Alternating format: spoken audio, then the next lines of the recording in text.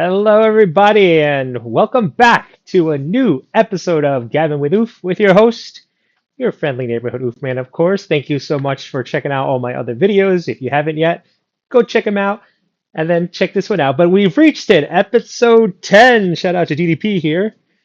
Episode 10 of Gabbin with Oof. And what's cool about this video is I'm going to talk about another 10, so to speak. We're gabbing about September 10, 2001. Yes, 24 years ago, this very day, what happened was your friendly neighborhood Oofman was on his final day as a 19-year-old, waiting for the next day to turn 20 and joining the 20 club. But on this date, like I said, 24 years ago, believe that, 24, it's just mind-boggling. It kind of deals with what I spoke about in my last video, episode 9 of Gavin with Oof, where I did my top 10 Michael Jackson songs of all time. And this is kind of, I guess, a little featurette adding to that video, where I mentioned it in that video that I saw Michael Jackson live in concert on September 10th, 2001, at New York City's the Mecca, the Cathedral of Sports, of Entertainment, Madison Square Garden. And so I just wanted to talk with you guys about it a little bit more because I just mentioned it in the last video, episode 9. So I'm just going to go more into detail of it. So again, 10 of 10, September 10, 2001, episode 10 of this series goes together like peanut butter and jelly. So let's gab about it. So 24 years ago, or actually even probably sooner, it was reported that Michael was going to have a concert, a couple concerts actually. He had two, to be real with you, at, again, New York's Madison Square Garden. And not only was it going to be Michael performing for the first time in almost about 20-ish, close to 30-ish, well, 20 years really. Um, Him and his brothers, not since the Victory Tour, which was like the mid 80s, him and his brothers were actually going to perform again. They were going to reunite and sing together. And of course, the concert was going to be at Madison Square Garden, like I said. But it was a tribute to Michael's solo career. So the tickets were selling fast, and I went with an ex-girlfriend, and we got the tickets. We were in section, I believe, 305 of the garden. So if you're sitting down, the stage was to our left. And the Michael Jackson 30th anniversary concert is all over YouTube. So put that into search bar and you'll find it. You'll either see the whole thing or you'll see a condensed version of it. But I want to talk about it today because not only is it 24 years later, and again, the connection to my previous video of his top songs, I just want to talk about the feeling of being there. Now, you got to understand, for you young kids out there, you young whippersnappers, Michael was a ginormous beast. He was the artist of artists. So the best I guess I can equivalent is to in the 50s with Elvis and the 60s with the Beatles. To go to a Michael concert, whether the Jackson 5, the Jacksons, him solo, the Victory Tour, as I mentioned, or him solo, was hard to do. And for anybody who attended a Michael concert from the Jackson 5 till about his history tour, so 97, God bless you. You got to see him. Heck, the history tour, he didn't even tour America. So he did the world. He didn't come to the US. So just the thought, a young little lowercase oof, growing up, listening to Michael Jackson, hearing his songs on the radio, trying to dance like him, doing the moonwalk horribly. You just go, you're growing up going like, I would love to go, but the chances of me going is a snowball's chance in hell. Like, it's Michael freaking Jackson. And so as time went on, again, as you saw in the top 10 video, I listed the 40 top songs. Always a fan, buying the CDs, watching the concerts, and being jealous of people when I would see the concerts. My favorite concert is probably his Bucharest from the Dangerous Tour. HBO aired it once, and I taped it. And just to like, wow, all these people, all the millions and millions and millions of people who got to see Michael live. Cool. You got the chance, you had the opportunity, they took it, they went great.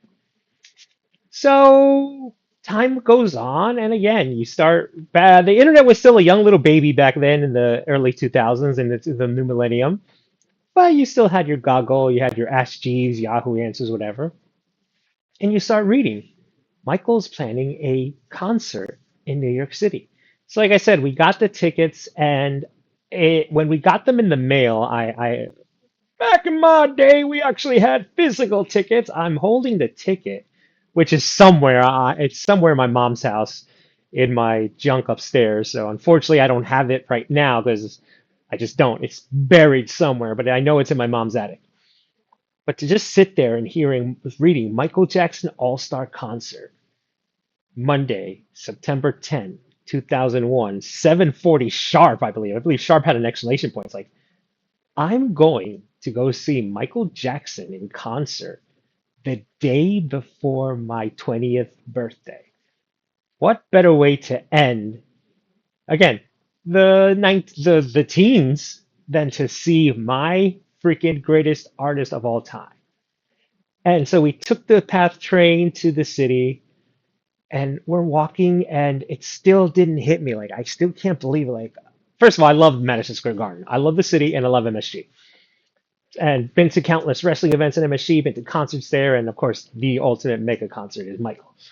So we get there, and I think I bought this shirt. This was the shirt that they were selling that day. It has the dates on the back, and I'm sitting there, and like you feel there is something in the air. I don't even know what it is, but there was something. And again, like I said, there were two actual concerts. Again, this is probably fun facts for everybody watching, or if you didn't even know, there were actually two concerts, one on Friday the 7th and one on Monday the 10th. And so we tried to get tickets for either one, but we nailed the 10th. I was hoping for the 10th for obvious reasons. Not that I was selfish, but like, come on, the day before my 20th birthday, I'm going to spend it with Michael, in theory, and 20,000 Michael maniacs screaming our heads off. So that right there was you couldn't market it better than that. Wow, the day before my 20th birthday, I'm going to go to see Michael Jackson. So we arrived at the garden, and again, like I said, there was something in the air. It's like, here we go. I've been waiting for this for a long, long time. I get it. Again, it was a Michael tribute to his solo career. So there was other artists there. I was gonna Usher was there, so I'm trying to think off the top of the list. So Usher was there. He started with "Wanna Be Starting Something." Haha. See what I did there? Anyway, he was there. Cool. Missy Elliott performed a song. She was there. It's always cool to see Missy.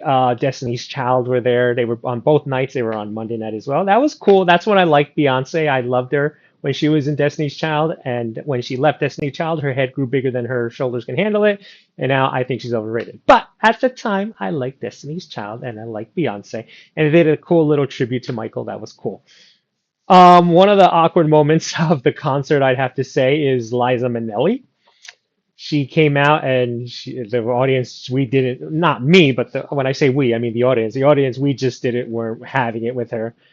And I'm sitting there and she's saying something, but I can't hear her for two reasons. One, I just can't understand what she's saying. And number two, the crowd is just booing the living hell out of her. And I'm sitting there going like, is she singing a song or is she reciting a poem? What she did was spoke, whatever you want to call it, the the beginning, the first verse of "You Are Not Alone." Until we got to the chorus of "You Are Not Alone," then she literally sang the song, and everyone was like, "Oh, she's singing 'You Are Not Alone' over our heads." Anyway, so the night keeps going on, and it's like, okay, they're clearly recording this for a special, so everything was just someone would perform, there'd be like a 5 minute gap, and then someone else, 5 minute gap, switch the thing. All right, cool. When is he gonna come? Well, the cool part about this is Michael was sitting in the stands next to, if you're staring at the stage, he was sitting to the left, up to the right, excuse me, the right of stage left actually, and he was there, front row. He made an entrance. They were somebody I trying to remember who was talking, was giving a nice little little description of the night, and then the place exploded in cheers. I'm like, what's going on? What's going on? And then you could see again to the side of the stage, Michael walked in and he sat down, and we explode. MSG exploded with cheers for the King of Pop. And I'm sitting there going like, there he is, far but near, near far. No, I'm not going to say this. No. But there he was, the King of Pop. All right, so the night goes on, and I'm just getting like, all right, this is all fun and cool and all that. Yay to the artist, I was thinking, let's get to it. I think it was Luther Vandross and Usher were duetting. I wish I knew. I can't remember what song they sang, but they sang a song together. And then when they finished, I noticed Michael was gone from his seat. I went, uh-oh, Michael has left the building temporarily.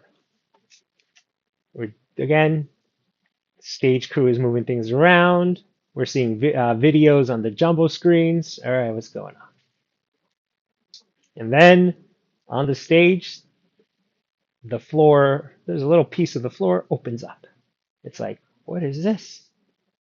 Ladies and gentlemen, please welcome Hollywood legend, starlet of blah, blah, blah, Elizabeth Taylor. Oh boy. She came out and we gave her a decent round of applause, but we got really hyped. We hyped ourselves up because we knew what was going on. It's like, I know he's going to reunite with his brothers, but is he going to sing first, then bring his brothers out? She came out, she just gave the typical Michael rah-rah speech. We were all just going crazy. And she said it, please welcome for the first time in years together on stage. Oh, he's doing it with his brothers first. Michael Jackson and the Jacksons. She walks away, and then pyros up the yin yang are exploding. And it has this cool 2001 Odyssey type or keyboard thing coming out, and Michael rises from underneath. Not he doesn't pop up like he did in his concert. He just rises up. He's dressed all in white, and then behind him, the stage, the orchestra was on top of like an entranceway, and his other brothers occupied each entranceway. They posed. Michael takes off his helmet. He had a helmet on. He takes it off. He turns around, takes off his jacket, poses, and then the Jacksons start off with "Can You Feel It?" And the place erupted. MSG we were going crazy. And here we go. There he is. There they are, the Jacksons reunited for the first time, I do believe, since the Victory Tour. There they were all united in front of me. And the 12-year-old Oof was like, this is awesome. The 19-year-old Oof was, I can't believe this is happening. And there he was with his brothers. They did Can You Feel It to start off. Then they went into the classic Jackson 5 songs, I Want You Back, ABC. They did Dancing Machine with the Backstreet, not Backstreet Boys, excuse me. And Sync came out and did Dancing Machine with them. That was pretty cool. You saw the original boy band with the new face of the boy bands, I guess. And they were still together, I believe, in 2001. Somebody in the comment section let me know. I'm pretty sure they were. So that was pretty cool. And they did the usual hits and all that. And just again, just that awe feeling of like, he's performing in front of me. And then Sync went away, and then Randy started playing the piano part for Shake Your Body Down to the Ground, and Michael set up another set of pyro, and this is their final song. And again, MSG was rocking for this song. They did Shake Your Body Down to the Ground like it was the 70s. It was freaking awesome. They sang Dancing Machine with In Sync, so Michael did the robot again like he always did. So they finally finish. The brothers walk up, they bow to us, they bow to their left, they bow to the right, they bow again to us, and then they leave, and then they left. The music stops. We in the garden are screaming our heads off. And again, it's going to sound really weird with what happened the next day, so let's make pretend we're just talking 9/10/2001 right now. So, I kid you not, the way we were screaming after the Jacksons performed, I felt the garden shaking. We were pretty high, section 305, I believe it was, where we sat, 305 or 325, one of the two. It was pretty high up in the old MSG setup. So think of it as the new setup. I guess the chase pitch would be, I guess, too high. So anyway, you just picture a section high in the garden. We were cheering so much that I swear, I kept looking up. Like I think the building is shaking and this roof is going to come down.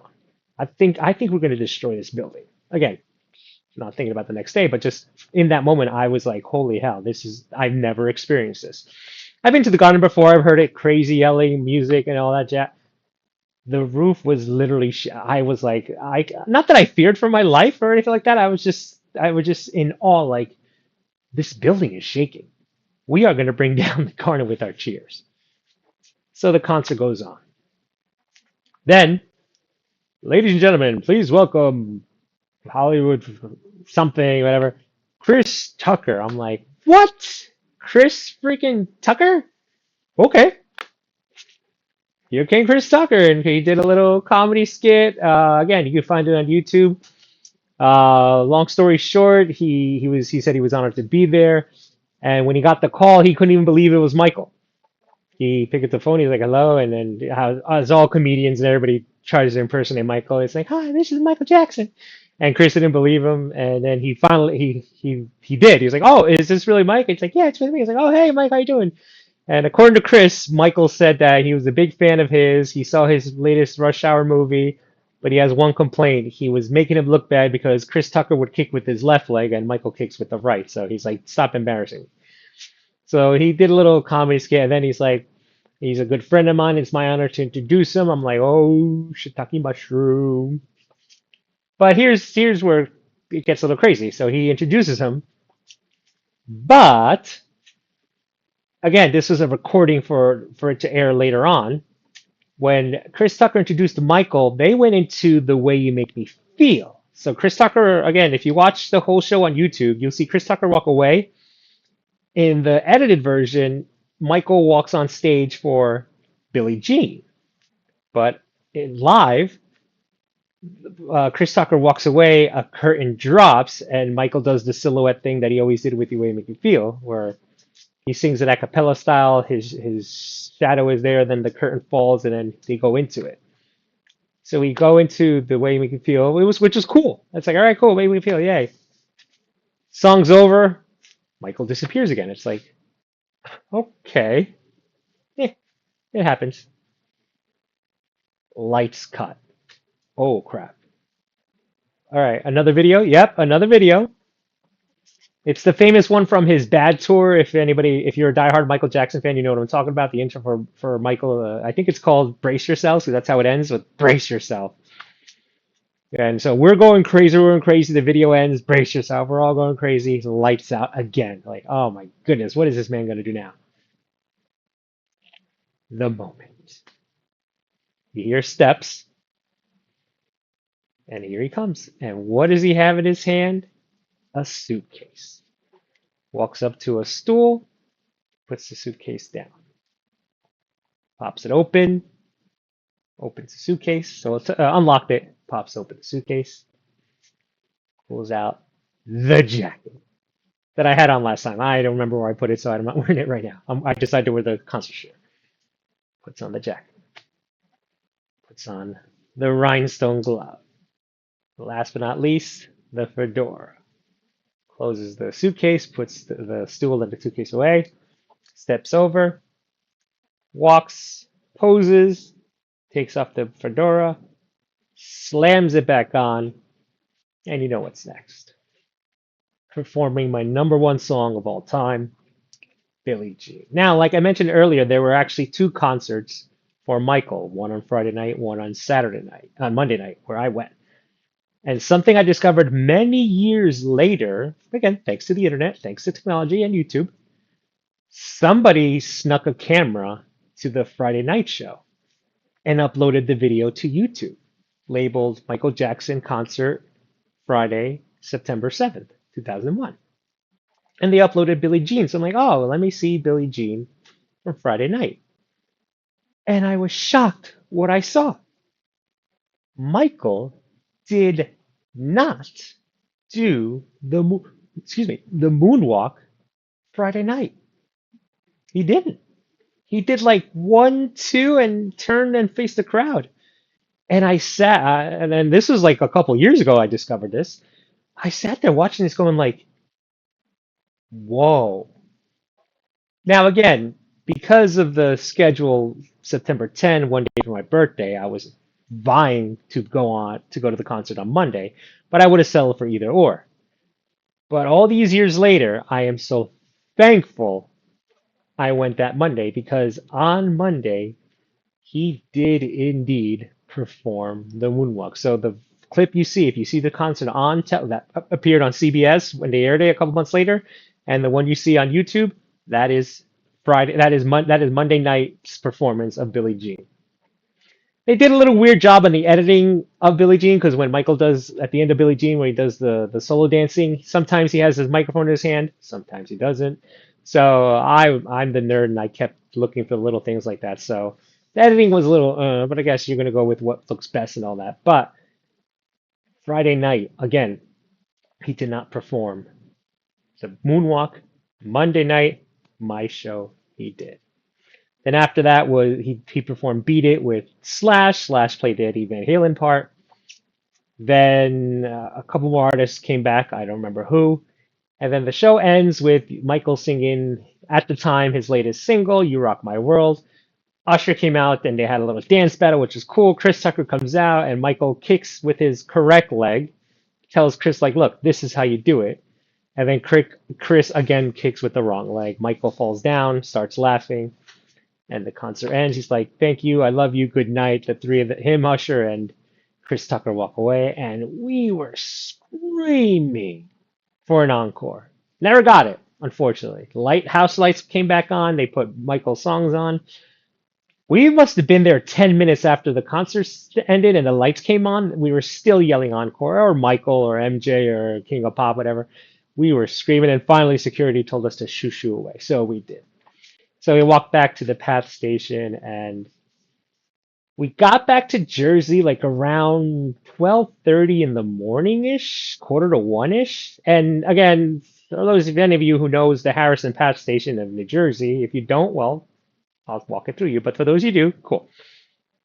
So Harrison in my hometown of Kearney is has two. They're sandwiched in between a lot of cities. So to the west of Kearney, Harrison is Newark. You see the skyline of Newark. And on the east side of Kearney, Harrison, you see the New York skyline. And again, not much really because of what happened the next day. The fact was, it's past midnight. It was my birthday. I'm like, oh, I'm 20 years old. And again, I don't know what happened. I don't know. I can't tell you what made me do it, but we got off the train. We're walking to on the platform heading towards our car. But I just stopped. I saw the train pass by. Final destination was Newark Penn Station, so the train goes away. And again, like I said, New York City was is to the east of Kearney and Harrison. And from the Harrison platform station, you had a beautiful view of the Twin Towers. And again, I will say this till I get called home.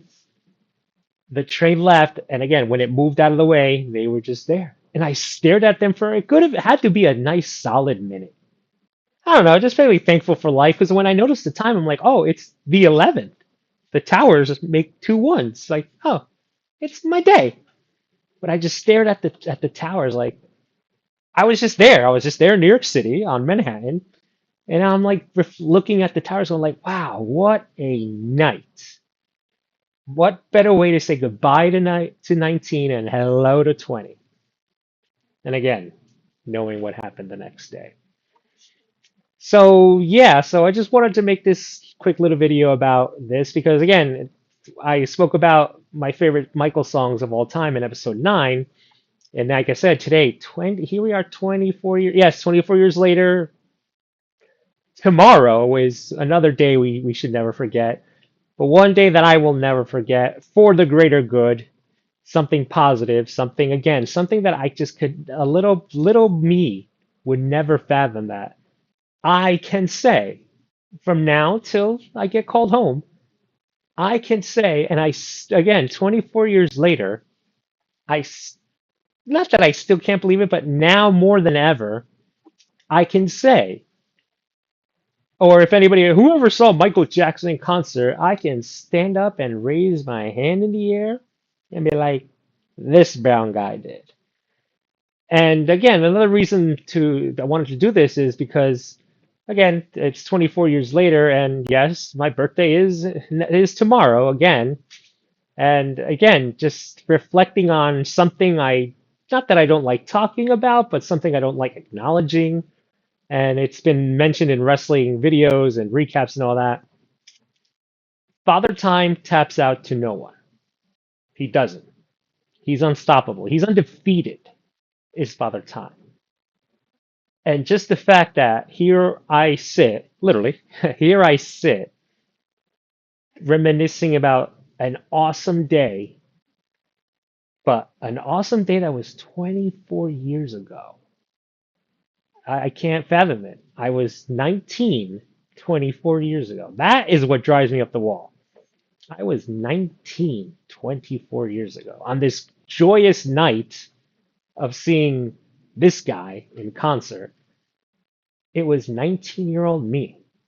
And here I sit, 43-year-old me, going, yes, I saw Michael Jackson live in concert. But most importantly, again, it's just the whole thing of that I mentioned, where everybody says, enjoy life, which you should, live it to your fullest, which you should. But most importantly, the phrase that usually follows all that good stuff is life is short. And it is. But make sure you make the best of it, and you absolutely should. And please do what you feel like will make you happy. Hopefully, it's greater good and positive and all that. But again, I just reflect every year, ever since, again, what's happening tomorrow. I always think about that as well. I put myself for the side for a few minutes and I think about what happened that horrible day and the victims, and I pray for the victims and the families and all that. But 24 hours before a tragedy, I was at the highest of highs. But again, it's just the whole thing of, and next year is going to get even. Every year it goes from bad to worse, but next year is going to be mega worse probably because if I'm back here still doing this show and I'm talking about this subject next year on September 10th, 2026, it'll be 25. But let's talk about now. Let's slow it down a little bit. Let's slow it down, 24 years since I've seen Michael. Again, still can't wrap around it, but the best I can say is I saw him. I saw him perform. And again, will go down as one of the greatest memories I've had in my entire life. Again, I'm on the last page of chapter 43, and what better way to end this chapter 43 than to think about 24 years ago of how my 19 year on this planet ended, and seeing the best to have ever done it do what he does best, seeing his brothers reunite, seeing him in concert. Not just, it wasn't, unfortunately, it was just a solo concert, but it was still Michael sang. So that counts. Still a concert. And just most importantly, just I saw him. I saw the greatest ever to do what he does better than anybody. I saw it.